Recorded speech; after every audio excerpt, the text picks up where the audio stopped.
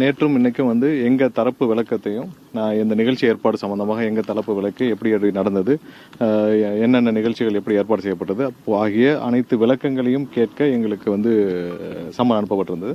நான், எங்களுடைய பொதுச் செயலாளர், அப்புறம் அண்ணன் ஆனந்த் அவர்கள் மற்றும் எங்களுடைய தேர்தல் மேலாண்மை பொதுச் செயலாளர் சகோதரர் ஆதவ் அர்ஜுன் மற்றும் இவர் மதியழகன், மாவட்ட செயலர் மதியழகன் மற்றும் பவுன்ராஜ் எல்லாம் வந்து எங்கள் தரப்பு விளக்கத்தில் எப்படி நடந்தது என்னென்னன்றதை கொடுத்தோம்.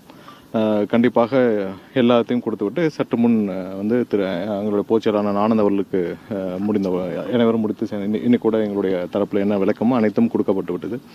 எங்களுடைய ஒரே குறிக்கோள், ஒரே எண்ணம், இந்த சதி செயலில், இந்த 41 மரணத்தில் சம்பந்தப்பட்ட குற்றவாளிகள் அனைவரும் தண்டிக்கப்பட வேண்டும் என்றுதான் எங்களுடைய ஒரே எண்ணம்.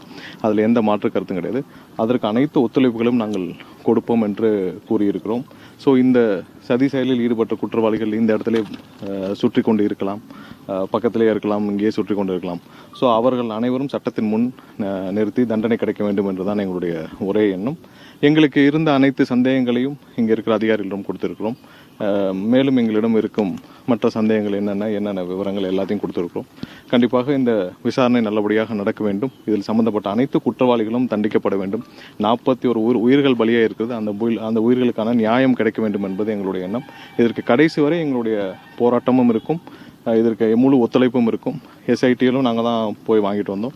ஸோ இதில் எஸ்ஐடியிலே அவங்க ரிப்போர்ட் பண்ணுவாங்கன்னு நினைக்கிறேன் மாதம்.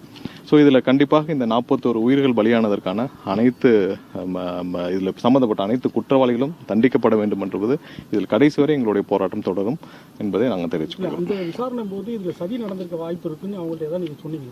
இல்லை, எங்களுடைய சந்தேகங்கள் என்னென்ன வகையில் இருக்கும் சந்தேகங்கள் அனைத்தையும் அங்கே சொல்லியிருக்கிறோம். அவர்கள் கேட்ட ஒரு சில விளக்கங்களையும் சொல்லியிருக்கிறோம்.